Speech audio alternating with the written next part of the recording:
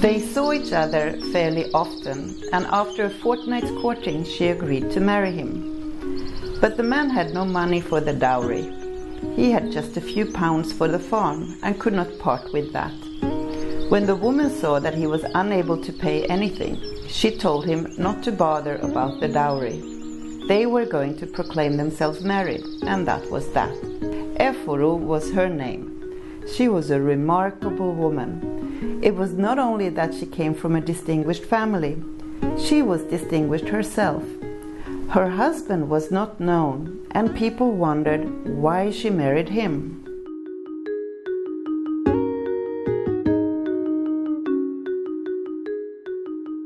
Efuru, the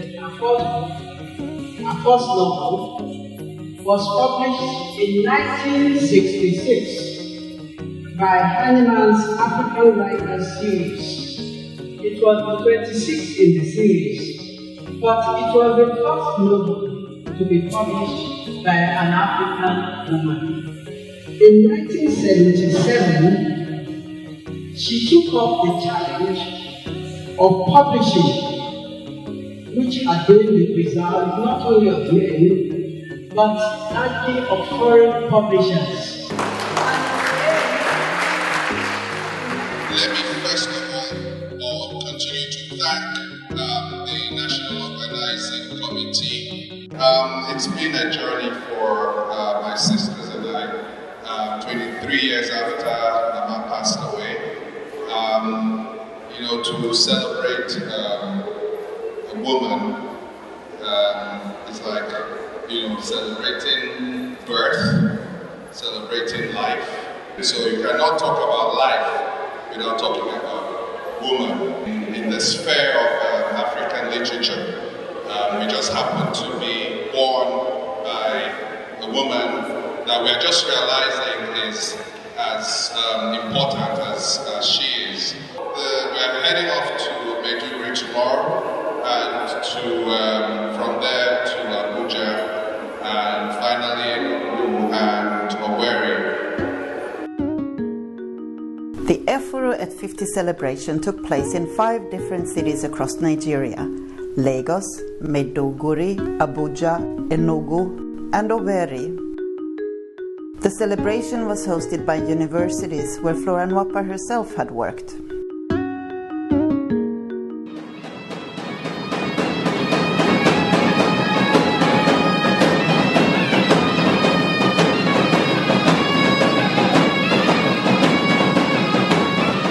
I have the singular honor to introduce our first, just like Flora Nwapa is the first female writer in the whole of Africa, Professor Zaynab Alkali is our own first Northern Nigerian female writer.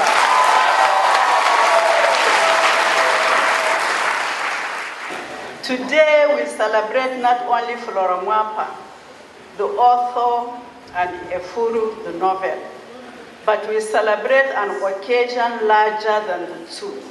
Efuru is not just a novel and a character in a novel. Efuru stands for the values of African womanhood. The African woman who was here at the beginning of times, here today, and shall be here tomorrow. Nwapa created a timeless African woman whose values transcend time. In Efuru, we see ourselves, our mothers, and several generations of mothers before us. In Efuru, we see our daughters and generation of daughters after us. The creation of the woman Efuru is immortal, and the message for women defies time. I see the author as a bridge builder and a defender of the values of African womanhood. In order for her to construct a solid edifice that can withstand the test of time and allow the woman to walk away from patriarchal practices which are detrimental to her growth, Nwapa must first of all deconstruct the existing fragile structures before constructing new ones. Efuru, Mama, bring color for your people.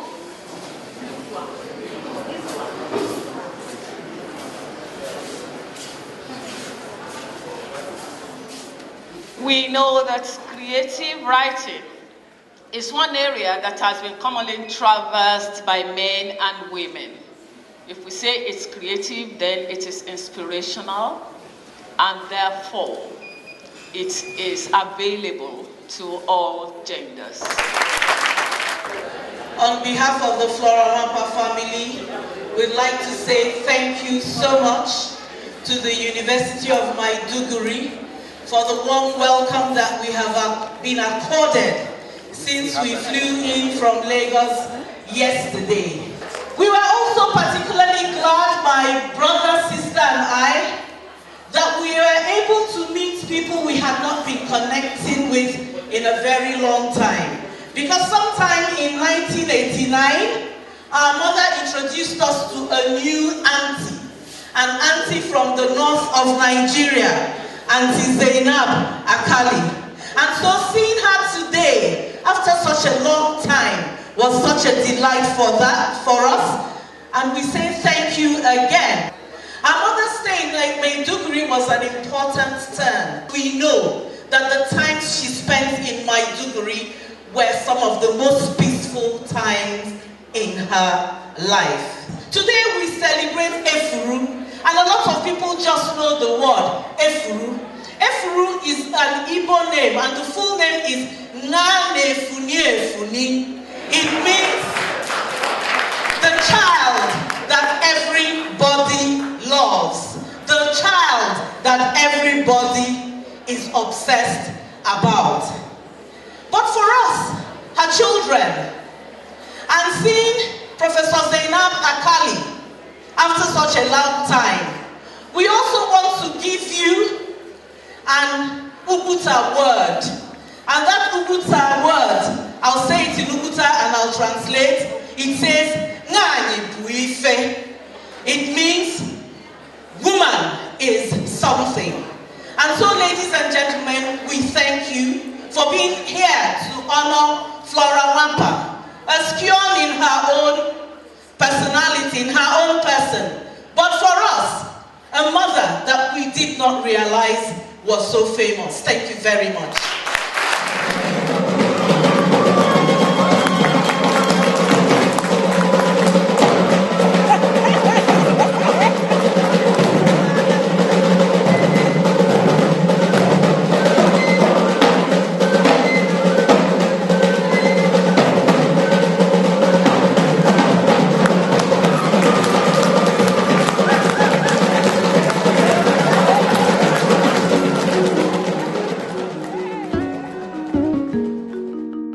From Maiduguri, we travel to Abuja, the capital of Nigeria.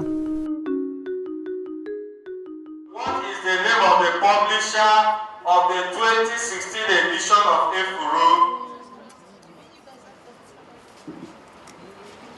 Waveland Press. What? Waveland. No. Sit down, sit. Hyman. No. Ghana Press. What? Ghana Press. Correct answer. Why was Oginim pulling at Efuru's Uba?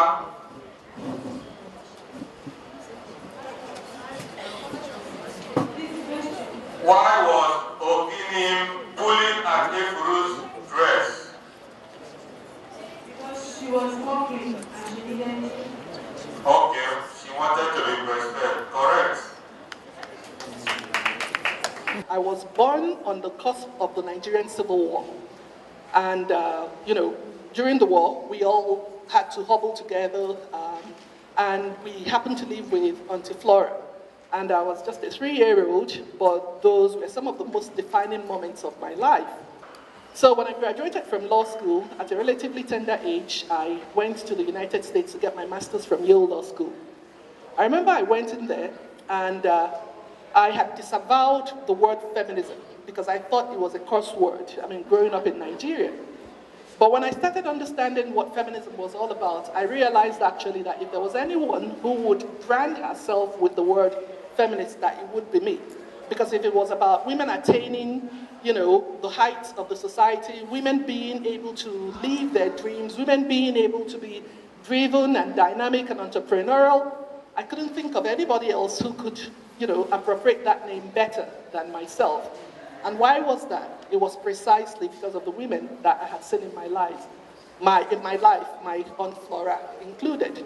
So I would like to encourage all of you that do not take it lightly that we as Nigerians, have someone like Auntie Flora, who ranks as Africa's first published female novelist, to celebrate. And where we come from, all of us, our blessing, our prayer is that our children will be better than us. And my prayer for all of you sitting here, there might not be enough ministerial portfolios for everybody to be a minister, but that all of you will be entrepreneurial, and that Nigeria would actually be a country that our economy is based on the productivity and creativity of the likes of you. And speaking of creativity, that's what we're celebrating here, and I wish you all the best. Thank you very much. Please do that. May the gods of Allah bless this union. May this marriage be blessed with good and beautiful children. And may the gods bless you with good health, long life, and prosperity. And also bless you.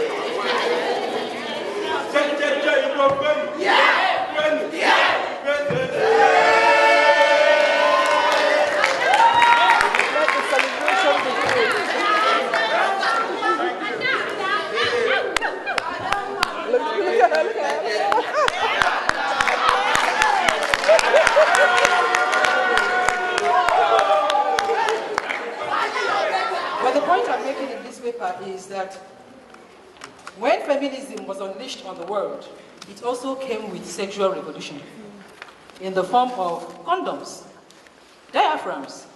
All such stuff became available both to men and to women. Now that therefore meant that nobody had any more control over what a woman decides to do with her sexuality, more than the woman herself. That also meant that social perceptions of sexuality and marriage became much more permissive, because virginity now dropped in social ranking. And for the woman, it meant that she could decide if she was going to be a mother, when she was going to be a mother, and for whom she was going to be a mother.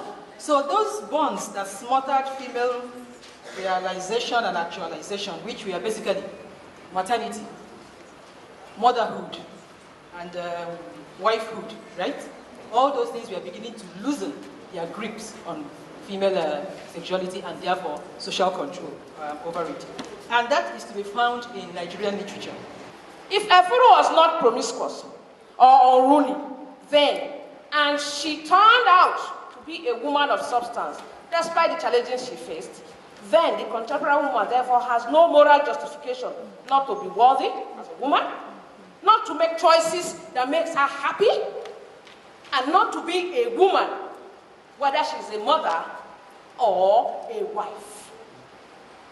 If the man feels you not worthy of being his wife, accept it and take a walk. It is not how many times you fall, but how the woman is able to get up after each fall. Efuru told us 50 years ago that we should always get up from our various faults as African women and move on. Take our place of right in society, whether anybody likes it or not. That is my paper. Yes, now give us a call. I'm not Facebook folder to eat. Okay, just make yourself comfortable while I fetch my husband. Hi. See, let me tell you, I will break an arm and even cut a leg for this woman. Imagine Obi, who wanted her for a wife, almost killed himself when he actually ran after this. You know, love can be very, very straight. Very straight. After the Children's Carnival and the conference in Abuja, we traveled to Enugu. In Enugu, the Efuru at 50 celebration reached the heart of Bolanle, which was the cultural origins of Flora Nwapa. To the Igbo, the history of civil war is still a vivid memory, a brutal war that was also known as the Biafran War, that Flora Nwapa wrote about in the novel Never Again. We have reached the great moment, and that's the unveiling of Efuru after 50 years of its first publication. I can't thank the family members enough, and I can't thank the organizers enough. And to the women here, she's a good role model. In the name of the Father, and of the Son, and of the Holy Spirit, I unveil this to the glory of God, to upliftment of Nigeria, and then to increase our reading value. To God be the glory.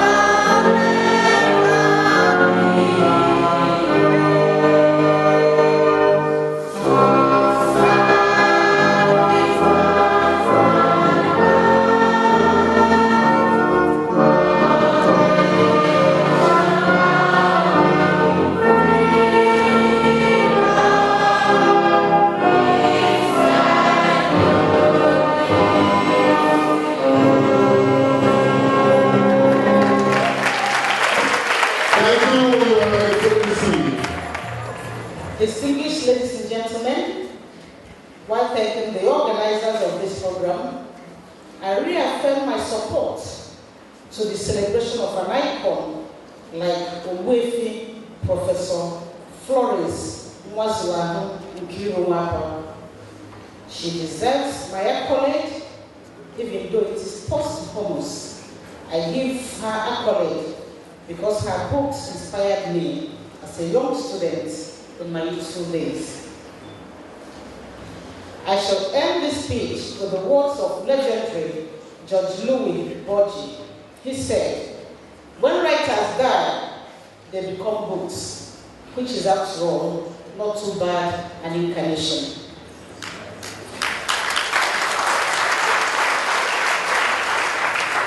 Professor Flora Nwapa is really not too bad an incarnation. So let us celebrate her. Thank you and God bless you.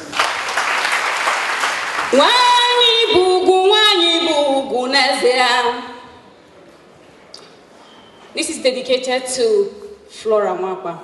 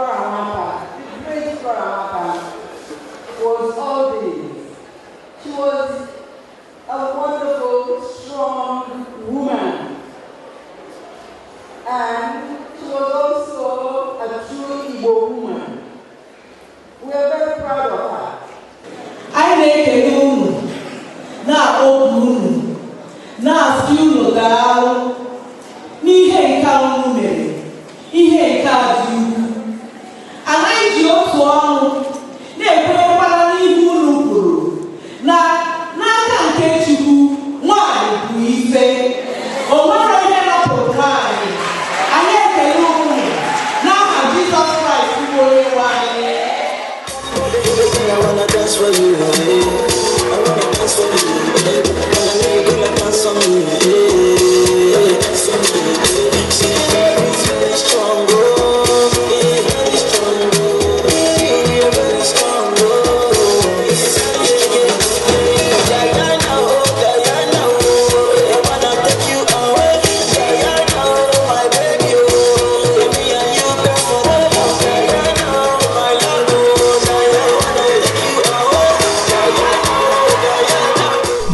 Enugu conference was a great success with an audience of over 700 people. From Enugu, we traveled to Owerri, the final destination of Efuru at 50. To our great surprise, titled members of Igbo society came all the way from Uguta to pay tribute to Flora Nwapa, the pioneer of African women literature.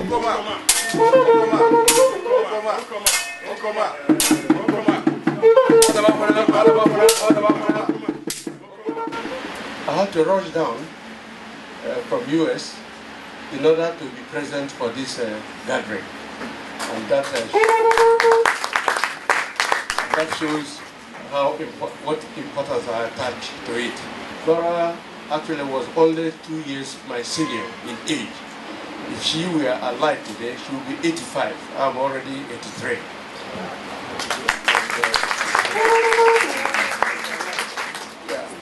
We are a family of teachers. My parents were teachers. I retired as a teacher. So I was teaching at Onitsha, Modern Memorial Grammar School, when Flora was at Queen's School, or Queen's College, Enugu. So one day, she told me that she was coming to be my guest. And I said, I'm expecting you at Onitsha. So Flora drove from Enugu to my house. Immediately she got to my house, she started writing this Efuru. And this was in 1960. And this was in 1960. That is when she started writing.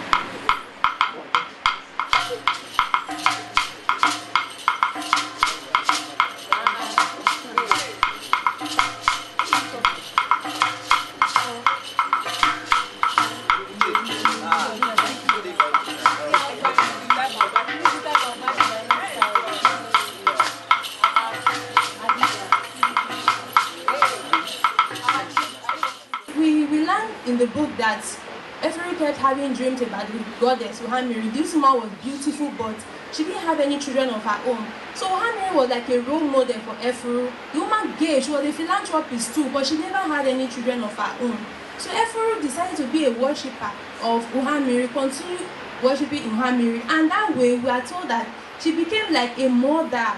So her motherhood now far exceeded just having your biological children. She became a symbolic mother to the whole community by virtue of her generosity and philanthropy. The African woman, like some of her counterparts in other parts of the world, has always been told what to do, where to be, and how to behave. Being independent sometimes seems alien to her. Her survival oftentimes depends on her ability to find and seduce a man into marrying her. This culture has been targeted for elimination by most African women writers, Flora Nwapa and Ezeigbo included. They do this by profiling heroines who are independent. The protagonists in Efuru and A Bit of Difference show that women can have their own mind, and that without necessarily depending on a man. They can be useful to themselves, their families, their society, and the community at large. The researchers, therefore, will use Efuru and A Bit of Difference to explore how African female writers used their works to pull down some of the patriarchal structures that hinder the woman from achieving her full potentials in her society. I had been interested in looking at third-generation African female fiction because they are the granddaughters of Flora Nwapa and like we all have been arguing, are women really free to do what they want to do? I'm somebody's wife. There are limits to what I can achieve. I have a career, I have children. Whether we like it or not, in our African tradition, women still have strengths that are in the hands of men.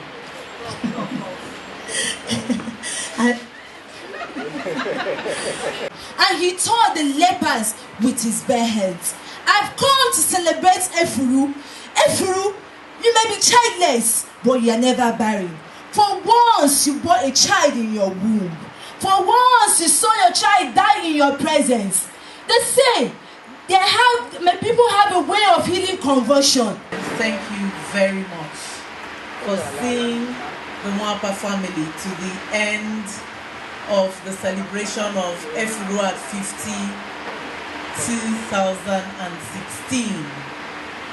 For us, it is a great joy that we have ended the celebration in Alva and Ikoku College of Education. And I say that on behalf of my family with all pride, for the simple reason that sometime in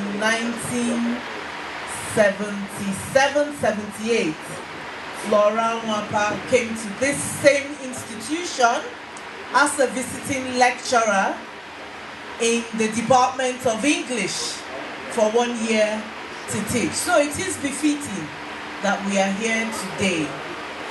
We would like to thank the Dean of the faculty. We would like to thank the provost of the school. We would like to thank the head of the department. We would like to thank our able chairman. We would like to thank all the speakers, all the students, all the performers, all the entertainers for being here with us today. As I've said in the past, it started from Lagos through Maiduguri to Abuja to Enugu and now Owerri. And we are delighted that indeed Flora Nwapa's legacy lives on. Thank you very much. God bless you as you go back to your different destinations. Thank you. Efuru slept soundly that night. She dreamt of the woman of the lake, her beauty, her long hair, and her riches.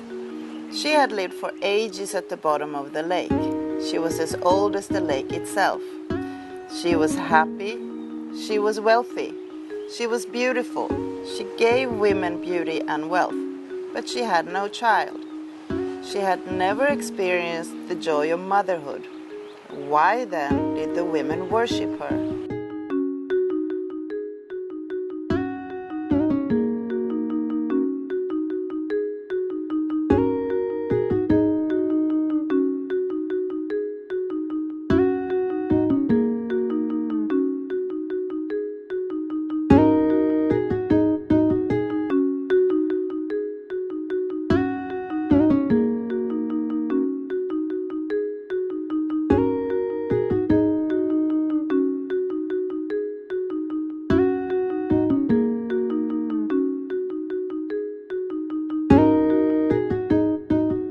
Just by looking at my mother, I knew I could achieve my dreams.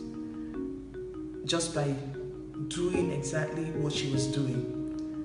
Mine was fashion design, her own was writing. And I saw her achieve her dreams. And I was inspired to follow mine.